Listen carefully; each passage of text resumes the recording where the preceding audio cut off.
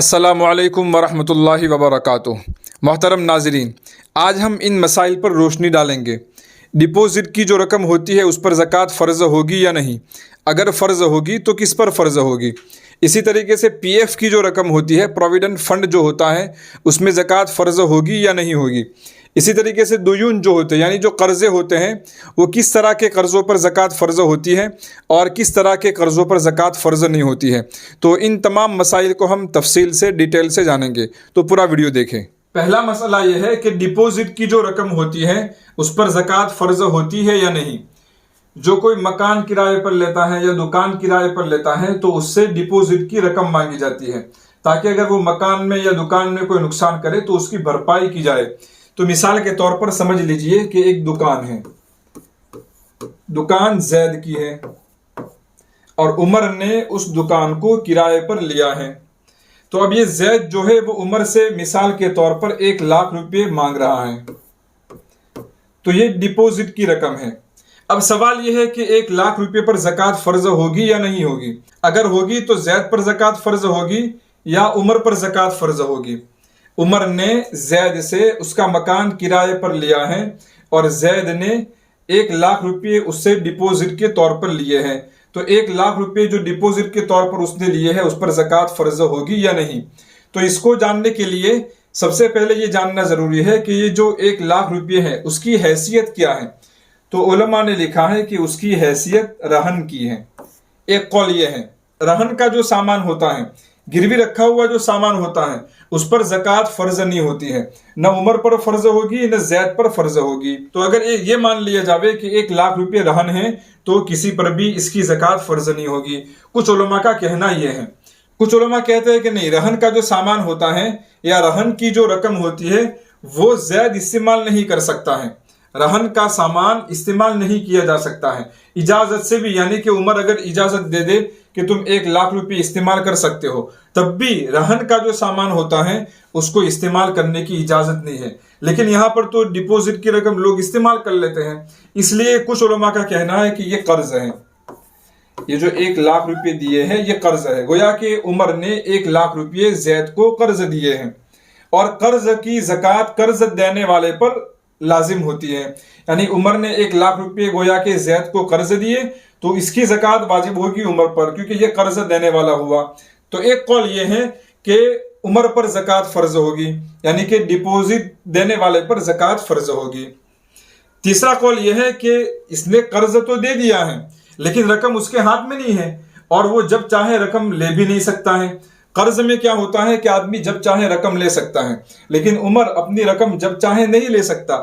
یہ رقم اس کو اسی وقت واپس ملے گی جب دکان وہ واپس کرے گا، اسی وقت اس کو یہ رقم واپس ملے گی، تو پوری طریقے سے یہ قرض بھی نہیں ہے۔ تو کچھ علماء نے یہ کہا کہ چونکہ ابھی یہ رقم زید کے پاس موجود ہے اس لیے 1,00,000 روپے کی زکوٰۃ زید پر فرض ہوگی۔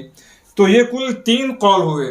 ایک قول تو یہ ہوا کہ یہ رہن کا سامان ہے، یہ رہن کی رقم ہے، اس لیے اس کی زکوٰۃ کسی پر بھی فرض نہیں ہوگی۔ دوسرا قول یہ ہے کہ یہ قرض ہے، اس لیے اس کی زکوٰۃ عمر پر فرض ہوگی۔ ایک قول یہ ہے کہ چونکہ یہ رقم ابھی گویا کہ زید کے پاس موجود ہے، کیونکہ وہی استعمال کر رہا ہے، رقم عمر کی ہے، اس کو واپس ملے گی، لیکن اس کے اختیار میں نہیں ہے کہ اس کو کب واپس ملے گی، ابھی زید کے پاس ہے اور وہی اس کو استعمال کر رہا ہے، تو زید پر اس کی زکوٰۃ فرض ہوگی۔ تو یہ 3 قول ہوئے۔ جب یہ 3 قول ہوئے تو اب گنجائش نکلتی ہے، اگر دونوں میں سے کوئی بھی زکوٰۃ نہیں نکالے گا تو امید ہے کہ گناہ نہیں ہوگا، کیونکہ یہ بھی ایک قول علماء کا موجود ہے۔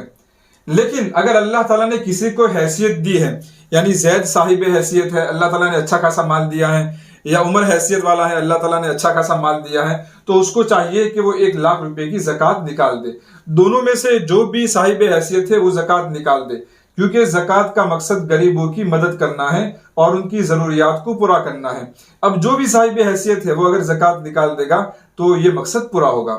چلیے آگے چلتے ہیں۔ دوسرا مسئلہ ہے پی ایف کا، پروویڈنٹ فنڈ کا، اس پر زکوٰۃ فرض ہوگی یا نہیں؟ تو دیکھیں یہ 2 طرح کا ہوتا ہے۔ ایک تو ہوتا ہے لازمی، یعنی کہ ملازم نوکری کرتا ہے، ملازمت کرتا ہے، اس کی تنخواہ میں سے کچھ حصہ لازمی طور پر کاٹ دیا جاتا ہے، جب اس کی ملازمت کی مدت پوری ہوگی اس وقت وہ فنڈ اس کو دیا جائے گا۔ تو ایک تو ہوتا ہے لازمی، اگر ملازم نہ کٹوانا چاہیں وہ فنڈ کا حصہ، اپنی تنخواہ کا حصہ اگر نہ کٹوانا چاہے تب بھی اس کے اختیار میں نہیں ہوتا ہے، وہ لازمی طور پر وہ حصہ کاٹ لیا جاتا ہے۔ تو اگر ایسا ہے یعنی کہ جو پی ایف کی رقم ہے وہ جو لازمی طور پر کاٹ دی جاتی ہے تو اس پر زکوٰۃ فرض نہیں ہوگی۔ اور اگر اختیاری ہے یعنی کہ ملازم نے اپنے اختیار سے وہ فنڈ الگ کروایا ہے تاکہ جب اس کی ملازمت کی مدت پوری ہو تو اس کو وہ مل جاوے اور وہ اس کے کام آوے، اس طریقے سے اس نے اپنے اختیار سے اگر یہ فنڈ الگ کروایا ہے تو اس پر زکوٰۃ فرض ہوگی۔ تو پروویڈنٹ فنڈ دو طرح کا ہوا، ایک تو لازمی ہوا اس پر زکوٰۃ فرض نہیں ہوگی، اور ایک اختیاری ہوا اس پر زکوٰۃ فرض ہوگی۔ چلیے آگے، اب تیسرا مسئلہ ہے دیون کا یعنی کہ قرضوں کا، کیا قرضوں پر زکوٰۃ فرض ہوگی یا نہیں؟ تو چلیے اس کو جانتے ہیں۔ سب سے پہلے ہمیں یہ جاننا ہوگا کہ قرض تین طرح کے ہوتے ہیں، ایک ہوتا ہے دین قوی، اور ایک ہوتا ہے دین متوسط، اور ایک ہوتا ہے دین ضعیف۔ تینوں کا حکم الگ الگ ہے۔ دین قوی کس کو کہتے ہیں؟ مال تجارت کا بدل، مال تجارت کا بدل یعنی کہ تجارت کا کوئی سامان تھا، کاروبار کا کوئی سامان تھا، وہ ہم نے بیچا اور ابھی اس کی قیمت آنا باقی ہے، تو یہ جو قرض ہے اس کو کہتے ہیں دین قوی۔ بائک ہم لائے تھے بیچنے کے لیے، وہ بائک ہم نے بیچا، اس کی رقم ہمارے پاس ابھی آئی نہیں ہے، وہ باقی ہے، تو اس کو کہتے ہیں دین قوی۔ اسی طریقے سے ہم نے زمین خریدی تھی بیچنے کے لیے، پھر وہ زمین ہم نے بیچ دی اور اس کی رقم ابھی آنا باقی ہے، تو یہ دین قوی ہے۔ تو مال تجارت یعنی کہ بیچنے کا سامان تھا، اس کو بیچ دیا اور اس کی قیمت ابھی ہمارے پاس آئی نہیں ہے، وہ قرض ہے، تو یہ دین قوی ہے۔ اسی طریقے سے قرض یعنی کسی کو ہم نے پیسے دیے ہیں، 50,000 روپے کسی کو استعمال کرنے کے لیے دیے، اور وہ اقرار بھی کرتا ہے کہ ہاں 50,000 روپے میرے پاس ہے، تم جب چاہو لے سکتے ہو، تو یہ جو ہم قرض دیتے ہیں یہ بھی دین قوی ہے۔ دین قوی کا حکم یہ ہے کہ اس پر زکوٰۃ فرض ہوگی، تمام سالوں کی زکوٰۃ فرض ہوگی، یعنی کہ 5 سال کے بعد سمجھو کہ زمین کی قیمت ہمارے ہاتھ میں آئی تو تمام 5 سالوں کی زکوٰۃ نکلے گی۔ اسی طریقے سے ہم نے اگر کسی کو قرض دیا تھا، وہ 5 سالوں کے بعد وہ قرض ہمارے پاس واپس آیا تو 5 سالوں کی زکوٰۃ نکالنی پڑے گی، تو یہ دین قوی کا حکم ہے کہ تمام سالوں کی زکوٰۃ نکالنی پڑے گی۔ دوسرے نمبر پر ہے دین متوسط۔ دین متوسط یعنی کہ غیر مال تجارت کا بدل،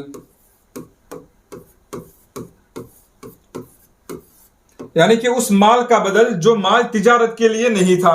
مثال کے طور پر میں نے زمین خریدی، لیکن وہ زمین میں نے بیچنے کے لیے نہیں خریدی تھی بلکہ خود استعمال کرنے کے لیے خریدی تھی، بعد میں وہ زمین میں نے بیچ دی۔ اسی طریقے سے بائک میں نے خریدا تھا لیکن وہ میں نے استعمال کے لیے خریدا تھا، بعد میں اسے بیچ دیا، تو یہ مال تجارت نہیں ہوا۔ تو اگر کوئی تجارت کا سامان نہیں ہے، اس کو بیچا اور اس کی قیمت ابھی باقی ہے تو یہ دین متوسط ہے۔ مثال کے طور پر کسی کے پاس وراثت میں زمین آئی اور وہ زمین اس نے بیچ دی اور ابھی اس کی قیمت آنا باقی ہے، تو یہ جو قرض ہے وہ دین متوسط ہے، کیونکہ یہ جو زمین تھی وہ تجارت کے لیے نہیں تھی بلکہ یہ وراثت میں آئی تھی۔ تو مال تجارت کے علاوہ جو سامان ہوتے ہیں اس کا جو بدل ابھی باقی ہے وہ دین متوسط ہے۔ اس کے بارے میں علماء کا اختلاف ہے کہ اس میں زکوٰۃ آئے گی یا نہیں، اور صحیح قول یہ ہے کہ اس میں زکوٰۃ نہیں آئے گی۔ یہ مسئلہ عام طور پر عورتوں کو پیش آتا ہے، وراثت میں زمین آتی ہے یا جائیداد آتی ہے، گھر آتے ہیں یا کوئی بھی ایسی چیز آتی ہے وراثت میں، تو عام طور پر ہوتا یہ ہے کہ بھائی اس کو خرید لیتے ہیں اور 5 سال کے بعد یا 10 سال کے بعد بہنوں کو قیمت دیتے ہیں۔ اب بہنوں کو عام طور پر یہ سوال پیش آتا ہے کہ کیا جو زمین کی قیمت ہم لینے والے ہیں یا بھائی ہمیں دینے والے ہیں، کیا اس پر زکوٰۃ فرض ہوگی یا نہیں ہوگی؟ تو دیکھیے اسی سے ہمیں جواب مل گیا کہ وہ مال جو ہے وہ مال تجارت نہیں تھا، بہنوں کو جو زمین وراثت میں ملی تھی وہ مال تجارت نہیں تھا، تو اور اس کے بدلے میں رقم آنے والی ہے، وہ زمین بیچ دی بہنوں نے بھائیوں کو اور اس کے بدلے میں جو رقم آنے والی ہے وہ دین متوسط ہے، اور دین متوسط میں زکوٰۃ فرض نہیں ہوتی۔ ہاں وہ رقم جب ہاتھ میں آ جائے گی وہاں سے زکوٰۃ کا حساب شروع ہوگا۔ تیسرے نمبر پر ہے دین ضعیف۔ دین ضعیف یعنی غیر مال کا بدل۔ دین قوی میں بھی مال کا بدل تھا لیکن وہ مال تجارت کے لیے تھا، دین متوسط میں بھی وہ مال کا بدل تھا لیکن وہ مال تجارت کے لیے نہیں تھا، اور دین ضعیف میں وہ مال ہی نہیں ہے، جیسے کہ آدمی نے محنت کی اور محنت کا بدل باقی ہے، محنت کا بدل یعنی کہ محنت، تنخواہ، مزدوری وہ باقی ہے. تو محنت کا بدل جو ہے وہ دین ضعیف ہے. مثال کے طور پر ایک آدمی نے کسی کے لیے کام کیا اور 1,00,000 روپے اپنے کام کی مزدوری لینا باقی ہے. اب سوال یہ ہے کہ 1,00,000 روپے پر زکوٰۃ فرض ہوگی یا نہیں. تو یہ دین ضعیف میں آتا ہے، اس پر زکوٰۃ فرض نہیں ہوگی، یہ دین ضعیف میں. اسی طریقے سے عورت کا جو مہر ہوتا ہے، تو مہر جو ہے ابھی اس کو ملا نہیں ہے، تو یہ مال کا بدل نہیں ہے، غیر مال کا بدل ہے. اس لیے مہر اگر لینا باقی ہے تو عورت پر اس کی زکوٰۃ نہیں آئے گی. دین ضعیف میں ایک اور شکل بھی آتی ہے، وہ یہ کہ کسی نے قرض تو دیا کسی کو، لیکن اب وہ قرض واپس کرنے کے لیے ہی تیار نہیں ہے، وہ ٹالتا رہتا ہے، اس کا دینے کا ارادہ ہی نہیں ہے. فل کوشش کر لی قرض دینے والے نے کہ وہ میرا قرض واپس ملے، میرے پیسے واپس ملے، لیکن جس کے پاس قرض ہے، جس نے قرض لیا ہے، وہ دینے کے لیے ہی تیار نہیں ہے. تو اس کو یہ بھی دین ضعیف کی ایک شکل ہے. اس آدمی پر یعنی قرض دینے والے پر زکوٰۃ فرض نہیں ہوگی. جب وہ قرض واپس مل جائے گا، جب وہ پیسے واپس مل جائیں گے، اس کے بعد اس پر زکوٰۃ کا حساب شروع ہوگا. اگر اس طرح کے کوئی بھی سوال رہ گئے ہو تو آپ کمنٹ میں لکھ سکتے ہیں. ہو سکتا ہے میں آپ کو کمنٹ میں جواب دوں، اور ہو سکتا ہے کہ آئندہ اس پر ویڈیو بناؤں. اور ابھی تک آپ نے میرے چینل کو سبسکرائب نہیں کیا تو ابھی سبسکرائب کر لے.